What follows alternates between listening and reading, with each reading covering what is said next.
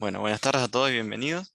Mi nombre es Pablo Lazarte y junto con mi compañero Martín Reyes vamos a presentar el trabajo final de la materia Introducción al Vehículo Inteligente y es la estimación de posición por función sensorial en vehículos aéreos no tripulados.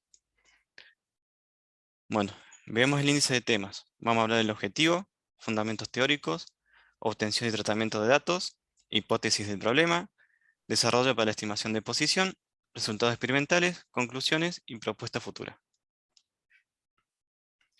Bueno, el objetivo principal es poder estimar la posición del UAV en el tiempo, mejorar la comprensión del filtro Kalman, la minimización de errores, hacer el uso de la técnica de la fusión sensorial para la estimación y el análisis y tratamiento de datos asincrónicos. Bueno, como fundamentos teóricos, para dar una introducción, qué elementos se usa o qué elementos usa un UAV, los sensores que es típico es un GPS, como todo el mundo conoce, te da la posición eh, bastante precisa según el tipo de GPS de un objeto en cualquier punto de la Tierra. Eso lo hace por triangulación con satélites. Pero bueno, tiene una desventaja que tiene una frecuencia de muestreo muy baja, de 1 a 5 Hz. Y otro tipo de sensores que se usan es las IMU, unidad de medidas inerciales, que tiene acelerómetro, giroscopio y magnetómetro en general. Pero bueno, en nuestro caso, los datos más significativos son los datos del acelerómetro. Como un pantallazo general, para poder estimar la posición del UAV, se utiliza el filtro de Kalman.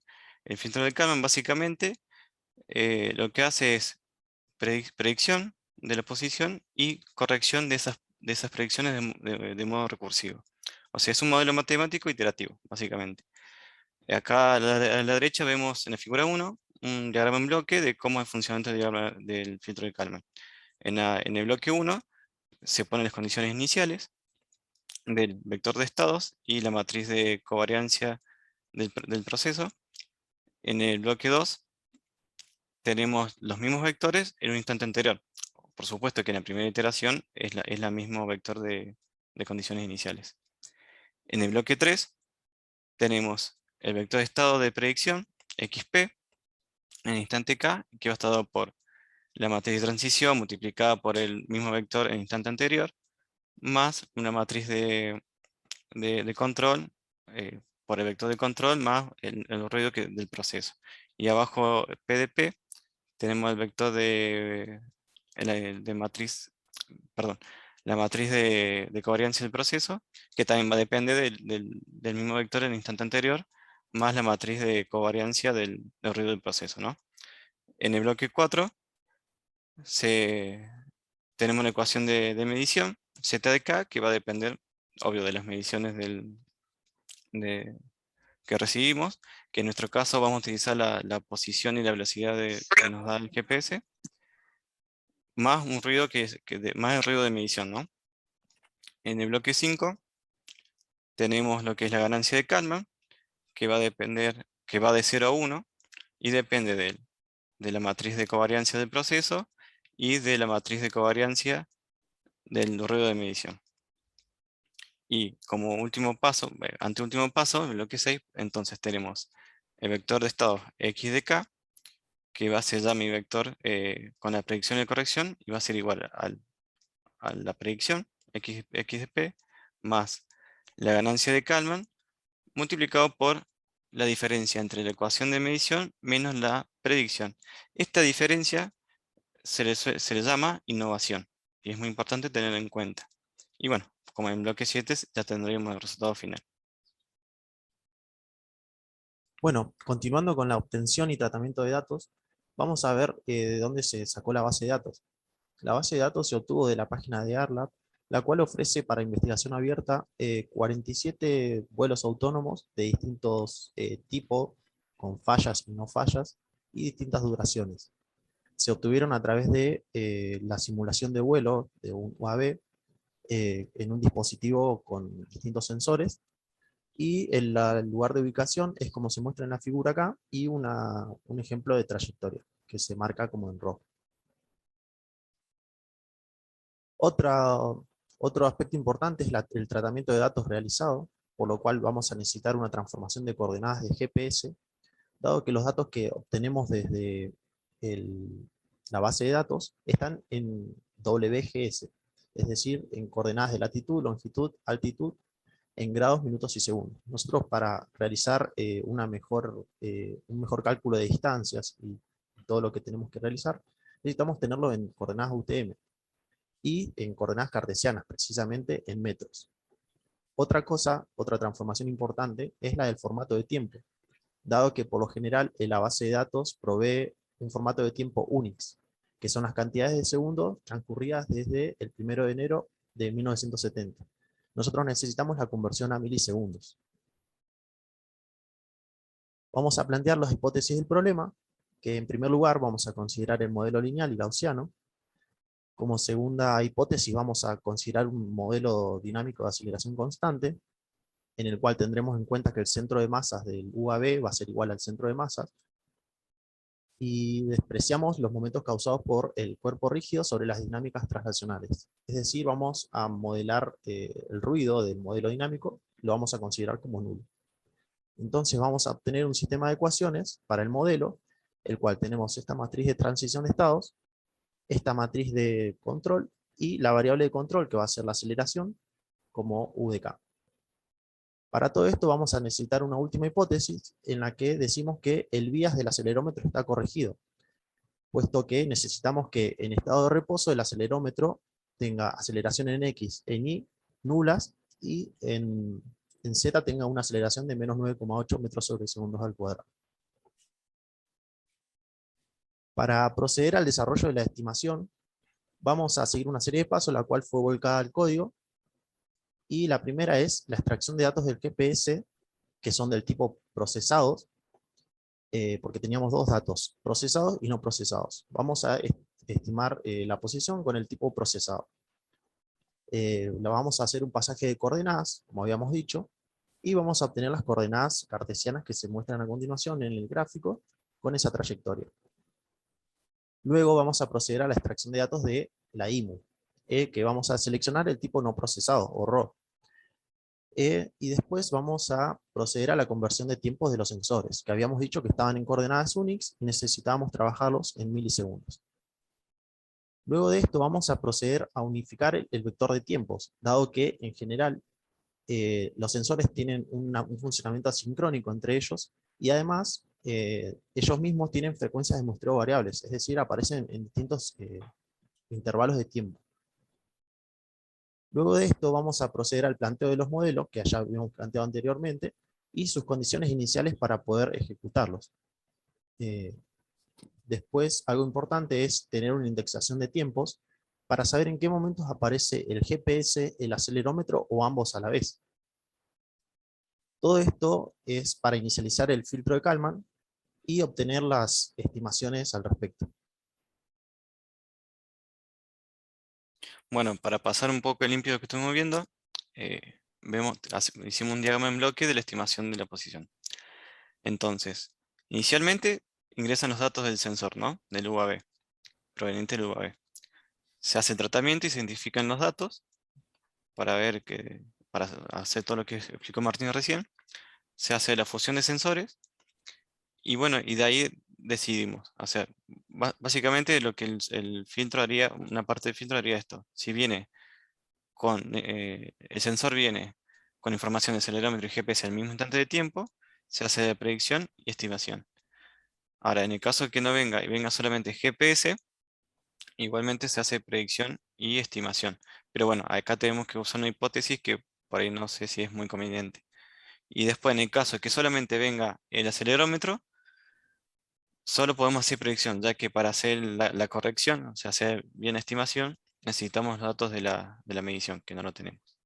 Y bueno, y ahí ya tenemos la salida de datos para poder continuar. Bueno, en el gráfico, en la figura de la 6 de la izquierda, bueno, no se aprecia mucho justo en esta imagen, pero bueno, tenemos la trayectoria, tanto de la predicción, la medición y los puntos de corrección. Vemos que las condiciones iniciales que hemos supuesto estaban muy alejados de la realidad, por eso hace ese salto. Pero bueno, el filtro lo corrige perfecto en un instante después. Y en la imagen de derecha tenemos la innovación de la posición en X, y recordando que la innovación es la diferencia entre, entre la medido y menos lo predicho. Como lo que uno predice no puede predice, o sea, se acerca a la medida lo más posible, pero las mediciones recordemos que tienen un ruido. Ese ruido se ve acá en la innovación como un ruido estocástico. Acá hay algo que hay que aclarar, que a partir de las 600 muestras empieza el ruido, o la diferencia, es como que tiene un patrón, algo sinusoidal. Es un error que no podemos saber por qué se genera eso. Es algo que queremos plantear en el futuro o investigar por qué pasa eso justo en ese tramo. Pero en general está bien. Bueno, acá tenemos una porción de la trayectoria para que quede un poco más claro. Vemos que en azul es la predicción, en naranja la medición y en verde el punto de estimación. Podemos apreciar que la predicción se forma en una especie de diente de sierra. Eso se provoca porque como tenemos más datos de acelerómetro que de GPS, la corrección demora eh, un instante más tarde. Más o menos tenemos cada 3 datos de acelerómetro, uno de GPS. Entonces, por eso se produce esos dientes. Bueno, continuando con los resultados experimentales, podemos también analizar el efecto del ruido proceso. Si nosotros sabemos que la matriz de variación, la matriz de ruido de proceso está relacionada con la varianza de la aceleración, nosotros variando ese parámetro desde 10 a 100, podemos observar cómo de pasar la predicción que es la celeste, pasa, o sea, de variar la varianza, pasa a acercarse mucho más, que es la azul, al valor de la medición, así como también los puntos de corrección se acercan mucho más a la medición. Si ahora observamos los efectos del ruido de medición, es decir, variamos la matriz R, que nosotros habíamos en primer lugar, la habíamos tomado como constante, es decir, una matriz diagonal. Si la premultiplicamos por una constante, es decir, una constante A, y la llevamos de valor 10 a 100, lo que sucede es que nuestras estimaciones, que eran las naranjas, se alejan mucho más, se pasarían a ser las azules. Y así también la curva de predicción. Bueno, como conclusión, podemos decir que se cumplió con el objetivo de poder estimar lo mejor posible la posición del UAV. Se mejoró la comprensión del uso del filtro de Kalman y la fusión sensorial, es un valor agregado para nosotros. Se concluye sobre posibilidades del error debido a las matrices de datos utilizadas, son las matrices R y Q. Y bueno, como algo futuro para poder mejorar y encontrar, sería el error que mencioné sobre la innovación. Y después, otro problema que también queremos mejorar es la acción de control, que la tenemos que mantener constante cuando no hay datos cuando hay datos de acelerómetro solamente. Perdón, cuando tenemos datos de GPS y no hay datos de acelerómetro. Bueno, como propuesta futura lo que se propone es una detección de fallas y anomalías. Vemos el vuelo del UAV en uno de los ejemplos. Esto lo podemos caracterizar a través del pitch, roll y yaw, aplicando el filtro de Kalman y consiguiendo una estimación de los mismos para minimizar sus errores.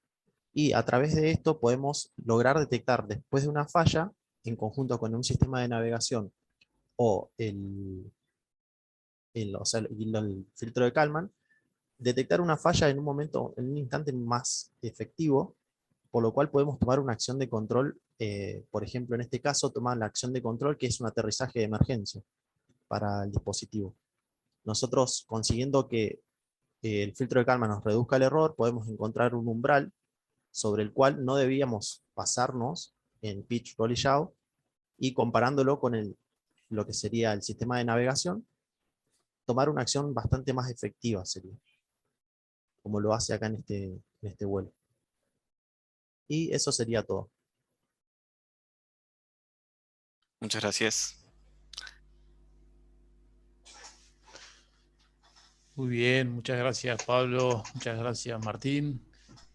Acá lo Muy que bien, resulta ambos. extraño es el aplauso, ¿no? Porque el aplauso virtual que normalmente uno hace En el aula resuena un poco más, acá no vamos a desincronizar. Es típico también en un congreso, cuando termina una charla, dar un aplauso y dar espacio a lo que serían las preguntas, ¿no? En este caso, capaz que yo haga alguna y está abierto totalmente a que cualquiera del público también, si quiere preguntar algo que no entendió o algo que le surge o que le motivó lo que escuchó, también lo puedan hacer, ¿sí? Inclusive me gustaría que sus propios compañeros, alguno por ahí les pregunte algo, ¿no? ¿Alguien quiere hacer alguna pregunta?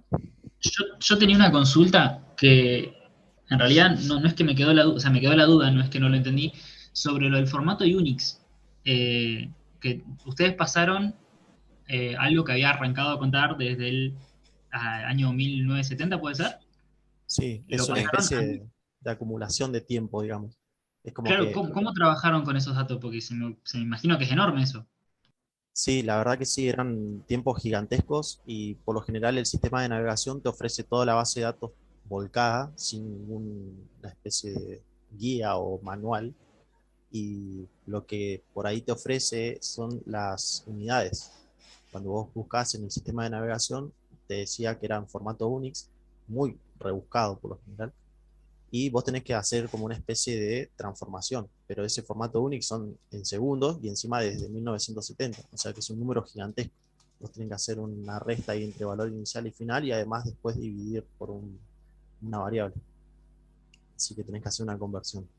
Está bien. No, yo me imaginaba el lío que se les armó con los años bisiesto y todo eso para calcular bien los tiempos, de haber sido un desastre Sí, sí. enorme. Sí, tuvimos Igual, como un día completo con eso. para darte cuenta es difícil además que estaba en ese formato, no se entiende.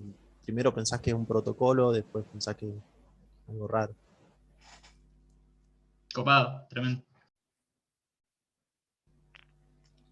¿Alguien más se anima? ¿Quiere preguntar algo?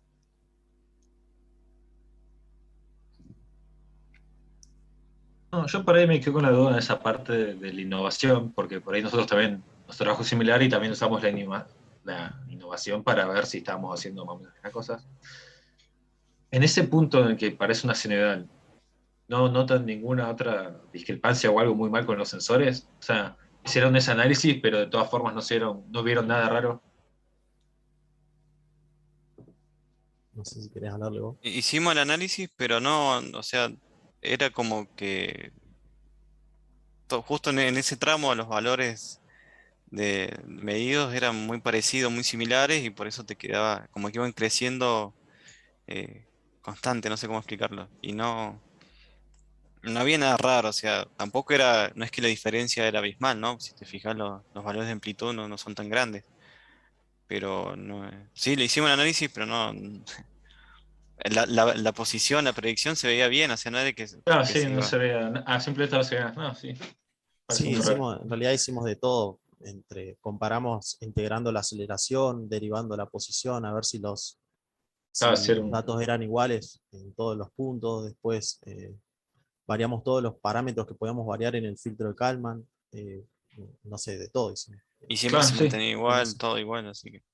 qué raro. Bueno, Cuando gracias por derivaron, cuando integraron la aceleración del acelerómetro y compararon con las velocidades que te medía el GPS, al menos las escalas de las curvas y la, digamos, el tipo de forma de la curva eran similares. Sí, Sí. prácticamente coincidente. Bien, ok, listo. Porque yo lo que iba a preguntarles, en realidad, o sea, por los dedos para todos, la innovación, los chicos la definieron más formalmente, pero lo que nos da noción de innovación es lo que yo con mi modelo predigo que voy a medir en un próximo instante de tiempo. Yo predigo que voy a medir tal cosa y después lo comparo con lo que midió el sensor. En teoría, si está bien modelado el sistema, esa diferencia se debería dar solamente en función del ruido, de lo que no puedo modelar, ¿no? Las interferencias y otras cosas que pueden generarme ruido en los sensores. Y eso a lo largo de todas las curvas debería ser lo más parecido a un ruido estocástico. Y ahí donde aparecen esas cuestiones que tienen otras formas, es porque también hay hay cuestiones que tienen que ver con el modelo. Probablemente tengamos que cambiar el modelo que estamos utilizando para el problema. Nosotros estamos usando uno de velocidad constante, por ahí tendríamos que pasar a algo más. Y por eso mi pregunta viene por el lado de por qué decidieron usar la aceleración como acción de control y no por ahí como una medición más. No, en general propusimos ese uso porque era dentro de la investigación era uno de los más utilizados, digamos. Además, se supone que al tener una frecuencia de muestreo más alta del acelerómetro, tenemos mayor cantidad de datos y podemos realizar con más exactitud una predicción, digamos. Por lo general, ayudaría mucho eso. A nosotros lo que nos pasa es que entre cada dato de GPS, el modelo matemático domina, entonces en la predicción, al ser una aceleración constante, se nos empieza a ir lo que sería la predicción, se nos empieza a ir, corrige, se nos empieza a ir, corrige. Entonces nos genera eso, digamos. Claro. Bueno, la idea no es matarlos a preguntas, sino también que uno pase por ese momento, que la primera vez que yo fui a un congreso, que me tocó en Rosario, me tocó exponer en el aula magna de la Universidad Nacional de Rosario, enorme, mucha gente, y me hicieron varias preguntas que, bueno, me pusieron muy nervioso. Y esa situación hay que pasarla, ¿no? Hay que entrenarlas, hay que tener esos momentos previos para no chocarte con algo así. Y por ahí la puedes pasar más, ¿no? Los nervios te pueden traicionar. Si no ¿hay alguna pregunta más que quede por ahí?